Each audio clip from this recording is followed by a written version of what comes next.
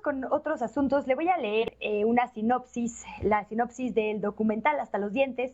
En el 2010, el gobierno mexicano anunció la muerte de 2 supuestos sicarios armados hasta los dientes, pero en realidad se trataba de 2 alumnos de excelencia del Tecnológico de Monterrey, quienes fueron torturados y asesinados por militares. Es uno de los temas que aborda Felipe Calderón, el expresidente de México, en su más reciente libro, Decisiones Difíciles, pero no lo aborda con la precisión, con los detalles que ya tenemos disponibles. De esto platicamos con Alberto Arnaut, él es precisamente el autor, quien dirigió este documental. Alberto, muchísimas gracias. Hola, ¿qué tal? Muchas gracias por permitirme hablar con ustedes. Al contrario, bienvenido y muchísimas gracias.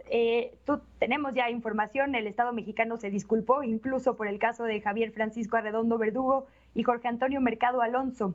¿Nos puedes recordar cómo fue este asesinato y cómo lo recuerda Felipe Calderón? ¿Dónde chocan las versiones, Alberto? Sí, así es. Mira, Jorge y Javier eran estudiantes de excelencia académica del Tecnológico de Monterrey. Ellos estaban estudiando para un examen que tenían al día siguiente. Cuando saliendo de la biblioteca para ir a cenar, se encontraron con un enfrentamiento entre el ejército mexicano y un supuesto grupo de miembros del crimen organizado. Durante este enfrentamiento, ellos ya fuera del Tecnológico de Monterrey deciden resguardarse debajo de un puente que está en las afueras del Tecnológico de Monterrey mientras pasa la balacera. Una vez que la balacera pasa y que los supuestos delincuentes ya habían huido, ellos deciden correr hacia el interior del Tecnológico de Monterrey para resguardarse de mejor manera, y es cuando corren hacia el interior del Tecnológico que dentro del Tecnológico de Monterrey son alcanzados por balas del ejército mexicano.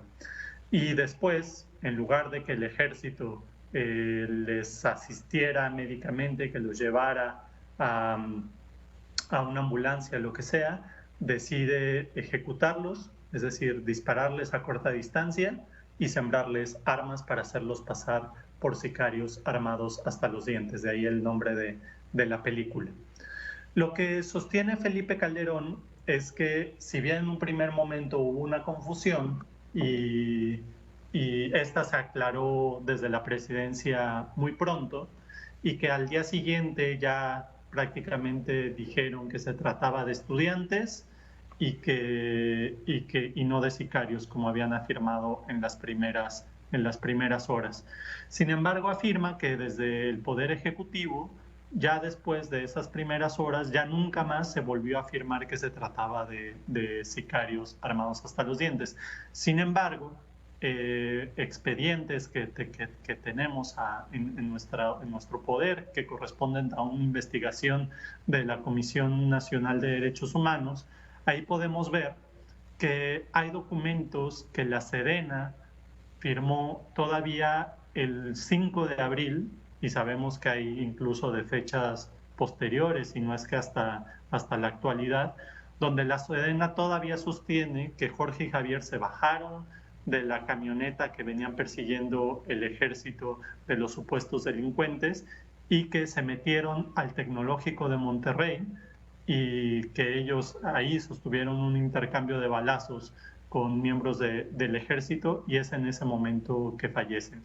Pero ellos dicen no que ellos eran estudiantes que se encontraron en el fuego cruzado, que fue la versión que se quedó de manera oficial durante muchos años, sino que Jorge y Javier se bajaron de la camioneta, es decir, eran miembros del crimen organizado, se metieron al Tecnológico de Monterrey, y ahí es donde fueron alcanzados por las balas del ejército mexicano. Entonces, por los propios documentos que tenemos nosotros firmados por miembros del ejército mexicano y de la Secretaría de Defensa Nacional bajo las órdenes de Felipe Calderón, todavía afirmaban meses después, y sabemos que muchos años después incluso, que Jorge y Javier pertenecían al crimen organizado. Otra de las cosas que dice Felipe Calderón, y que tampoco es cierta, es que las versiones de que Jorge y Javier, Más bien, lo que sostiene es que Gómez Montt, su secretario de Gobernación y la presidencia, lo que decían es que ya después reconocieron muy pronto que el ejército había actuado mal, ¿no? Es decir, que el ejército había matado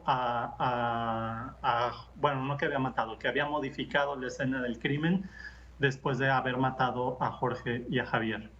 Esto tampoco fue así.